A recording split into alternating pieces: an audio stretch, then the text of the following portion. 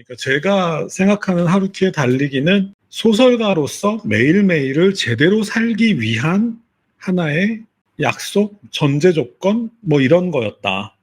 뭐 그렇다고 달리기라는 행위 자체를 제가 폄하하려는 건 아니고, 그러니까 매일 10km씩 달리겠어 라는 약속을 자기 자신과 32살에 했고, 그리고 41년이 지난 지금까지도 그 약속을 지키고 있다. 그 이야기는 하루키는 32살 때와 지금 똑같은 생각을 가지고 있는 소설가라는 걸 믿어도 된다. 그리고 저는 그 증거가 최근에 나온 도시와 그 불확실한 벽이라고 생각을 합니다.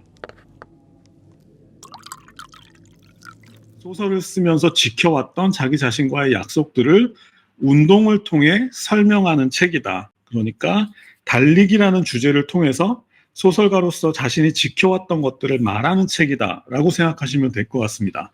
그러니까 여기서 하루키가 달리기에 관해서 이야기하는 것들은 똑같은 자세로 소설을 쓸 때도 마찬가지 자세로 쓰고 있다라고 생각하시면 될 것 같고, 참고로 이 책 제목은 그 레이먼드 카버의 사랑을 말할 때 우리가 이야기하는 것이라는 책에서 가져온 제목입니다. 그것도 이유가 있겠죠. 하루키의 또 카버 사랑이 워낙 유명하잖아요.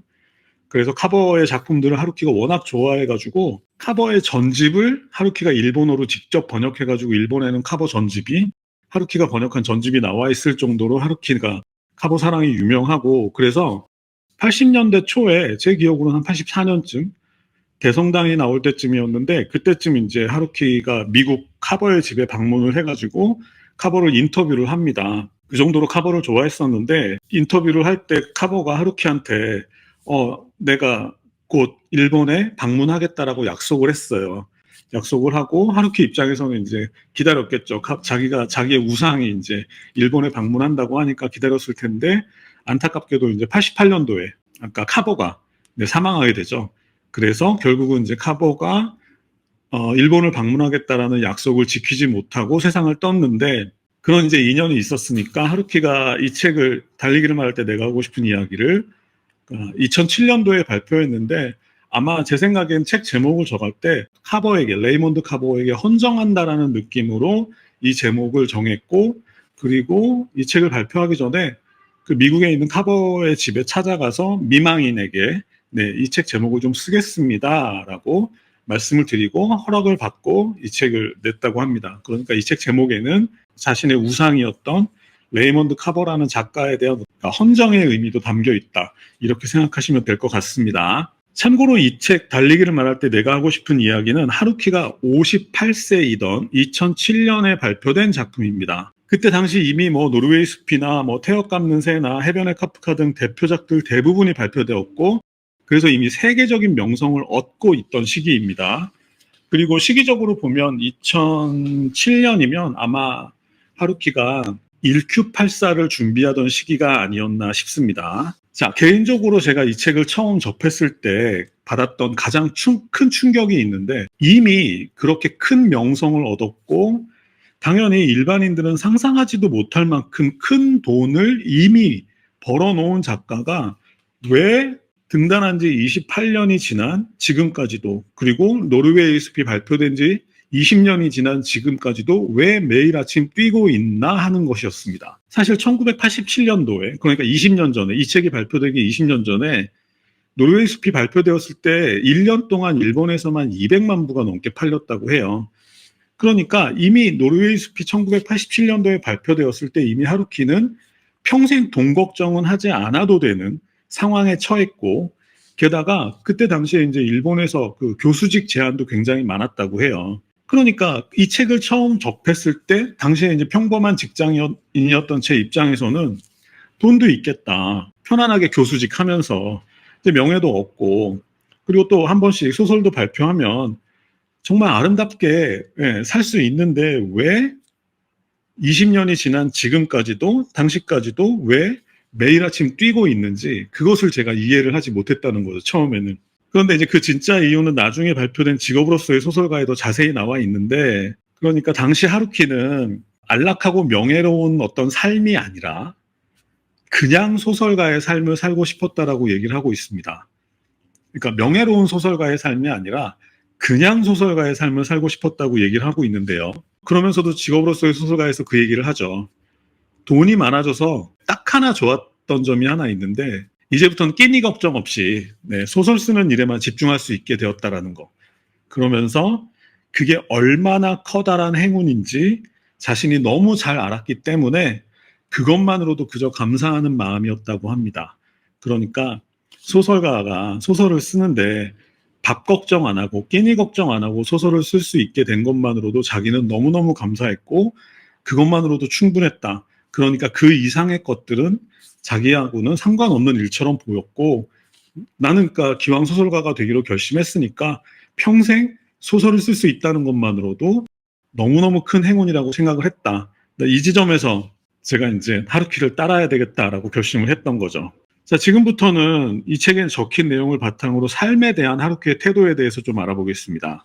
유명한 하루키의 그 하루에 대한 이야기가 있죠. 예를 들면 이런 거죠. 매일 새벽 4시에 일어나서 커피 한 잔을 내린 다음에 그리고 5시간 동안 글을 쓰고 그리고 매일 10km에서 15km를 뛰고 그리고 나서 점심을 먹고 오후에는 뭐 이발소에 가거나 뭐 은행에 가거나 하는 이제 볼일을 보고 아니면 집에서 뭐 책을 읽거나 아니면 뭐 에세이를 쓰거나 뭐 뇌의 균형을 맞추기 위해서 에세이를 쓰거나 아니면 번역을 하거나 하다가 저녁에는 이제 직접 이제 시장에 가서 장을 봐다가 채식 위주의 식사를 이제 만들어 먹고 그때 이제 맥주 한 잔을 딱 마신다는 거죠. 그렇게 하고 음악을 듣거나 독서를 하거나 하다가 10시 전에는 잠드는 그 루틴으로 굉장히 유명하죠. 하루키 하루 루틴이. 근데 여기서 주목할 것은 제가 또 하나 받은 충격이었는데 여기서 주목할 것은 뭐였냐면 그러니까 10시 전에 잠자리에 든다는 것은 그러니까 30대 초반 이후로 그의 밤 생활은 전혀 없었다라는 걸 의미하는 거죠. 그러니까 30대 초반의 나이에 밤 10시면 아직 그 강남이나 홍대나 이태원은 시작하지도 않은 그런 시간인데 그런 시간에 잠자리에 들었다는 거잖아요. 30대 초반부터. 그러니까 저는 개인적으로 그걸 상상하지도 못하는 일이었다는 거죠.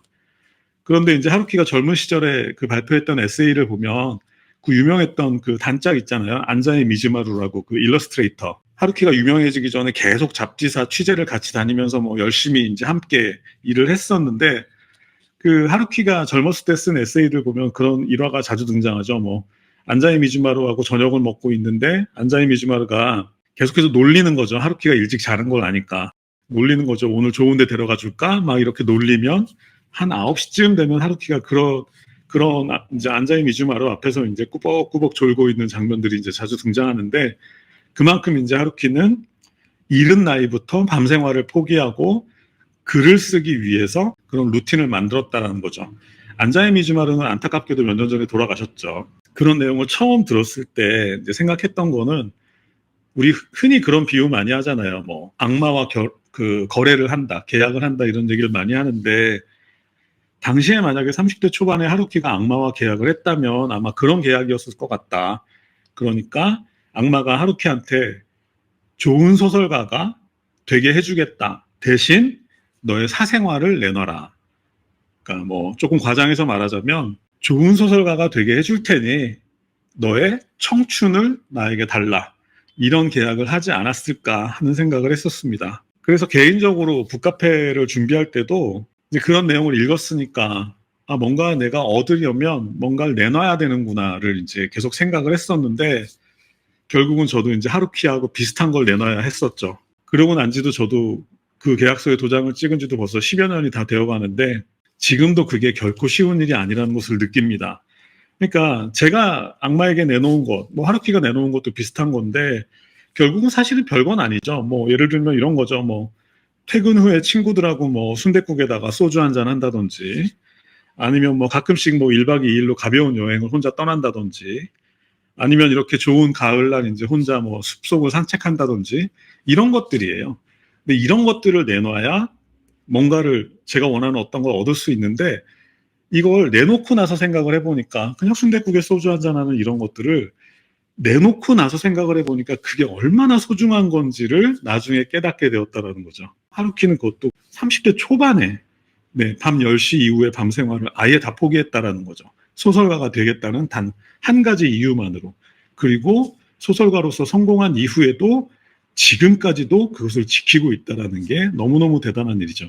자, 이 책이 달리기에 관한 책이니까 이제부터 좀 하루키에게 달리기의 의미라는 게 어떤 것인지 한번 정리해 보겠습니다. 하루키는 어린 시절부터 책을 좋아했고 당연하게 막연하게나마 소설가가 되고 싶다는 희망을 갖고 있었고 그래서 대학에서도 문학을 전공했죠. 근데 막상 작가가 될 생각은 하지도 못했어요. 그 이유는 하루키가 좋아했던 작가들이 뭐 도스토옙스키나 프루스트 같은 작가들이었는데 특히 도스토옙스키는 세계적으로도 작가 지망생들을 절망에 빠지게 하는 작가로 유명한 사람이죠. 그러니까 소설가의 꿈을 포기하게 만드는 가장 대표적인 작가가 도스토옙스키인데 근데 하필이면 하루키가 도스토옙스키를 좋아했던 거예요. 그런데 왜 도스토옙스키가 왜 작가 지망생들을 절망하게 만들었냐 하면 도스토옙스키의 글을 보면 도저히 그거보다 잘 쓸 자신이 안 생기는 거죠. 그래서 포기를 하게 되는 거고 젊은 시절에 하루키도 마찬가지였습니다. 그래서 결국은 뭐 재즈 레코드 가게에서 아르바이트를 하기도 하고 또 프렌치 레스토랑에서 아르바이트를 하기도 하고 또 한때는 방송가를 또 기웃거리기도 하고 그러다가 결국 22살 뭐 이른 나이에 결혼을 하고 그래서 재즈바 피터캣을 이제 운영을 했는데 그게 결국은 작가가 될 자신이 없어서 다른 일들을 계속했던 거죠. 그래서 작가가 되는 걸 포기를 하고 피터캣을 이제 열었는데 이 피터캣은 총 7년 동안 운영을 했습니다. 22살에서 29살까지. 근데 이게 참 고생이었어요. 왜냐하면 이제 돈도 없고 먹고 살아야 했으니까 이때 루틴이 어떤 거였냐면 한 오전 9시쯤 일어나가지고 장 보고 이제 출근해가지고 점심 때 간단한 이제 점심 식사랑 커피를 팔고 그러고 나서 한 2시부터 한 5시까지 3시간 정도 브레이크 타임을 갖고 그리고 오후 5시쯤부터 이제 본격적인 재즈바 영업을 시작을 해가지고 자정에 마무리를 했답니다. 자정에 마무리를 하면 집에 돌아와서 이제 씻고 그날 이제 하루 장부 같은 거 정리하면서 맥주 한 잔 마시다 보면 보통 3시였다고 해요. 그러니까 보통 이제 3시에 자서 오전 9시쯤에 일어나는 루틴이니까 하루에 6시간 자는 생활이었던 거죠.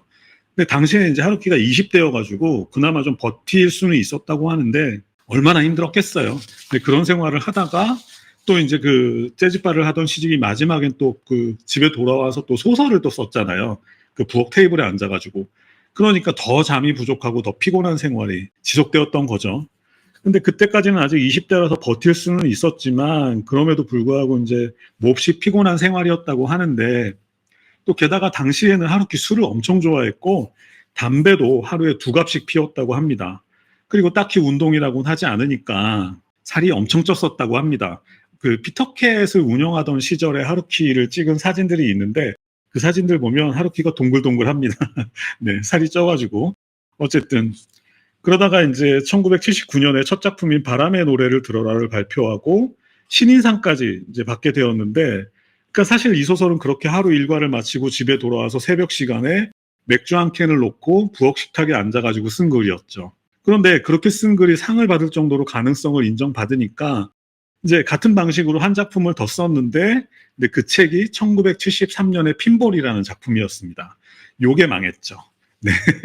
왜냐하면 그런 방식으로는 계속해서 좋은 작품을 쓸 수 없죠. 점점 책이 좀 이상한 책들이 나올 수밖에 없는데 결국 이제 그래서 하루키 자신도 이거는 이런 걸로는 계속해서는 안 되겠구나라는 생각이 들어가지고 슬슬 자기 자신에게 불만이 생기기 시작했던 거죠. 그러니까 이런 식으로는 비슷한 거 몇 권 쓰고 영원히 사라지는 작가가 되겠구나라는 생각이 들어가지고 그래서 이래서는 안 되겠구나라는 생각이 들면서 그때 한참 잘 되고 있던 재즈바 피터캣을 접을 결심을 하게 됩니다.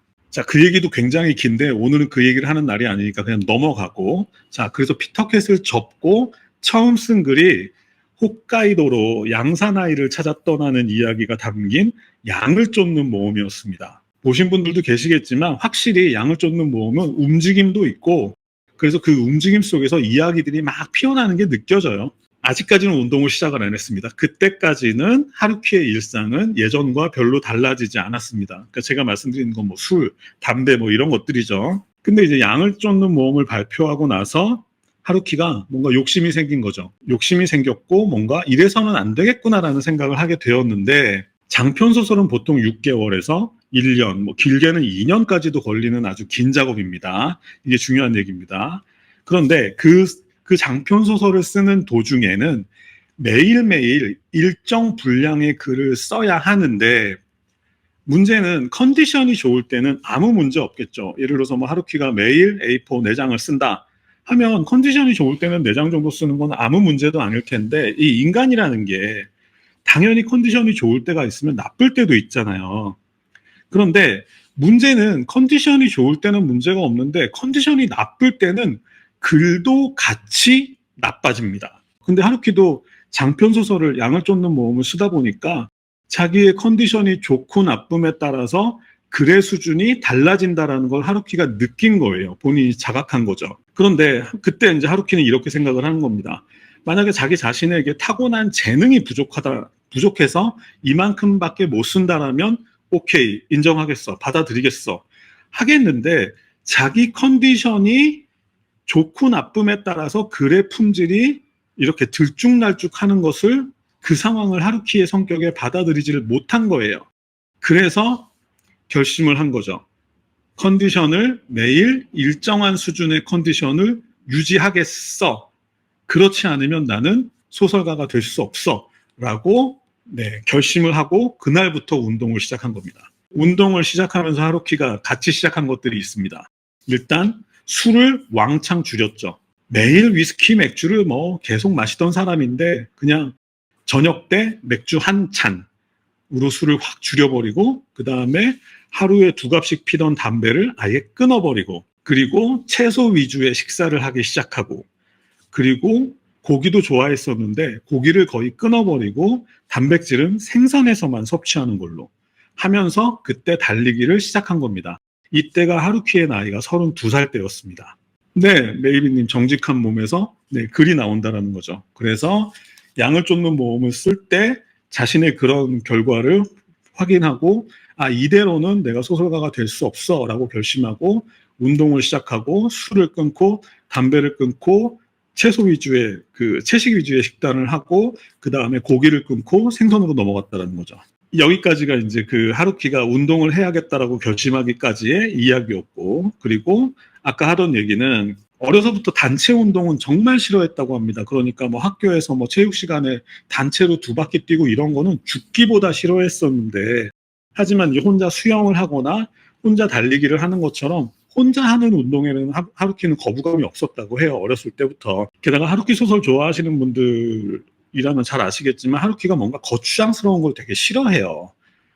네, 그래서 칵테일도 굉장히 만들기 쉬운 칵테일들만 좋아하잖아요. 그런 것처럼 뭔가 거추장스러운 걸 싫어해가지고 운동을 하겠다고 결심을 했을 때도 그냥 달리기가 제일 좋았대요. 왜냐하면 달리기는 운동화만 있으면 되니까.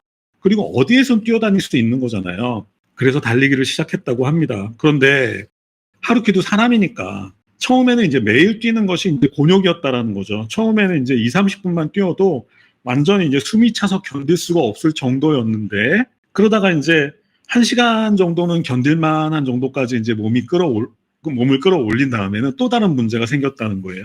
그게 뭐냐면은 여러분들 공통적으로 우리 모두가 갖고 있는 병이 있죠. 싫어증.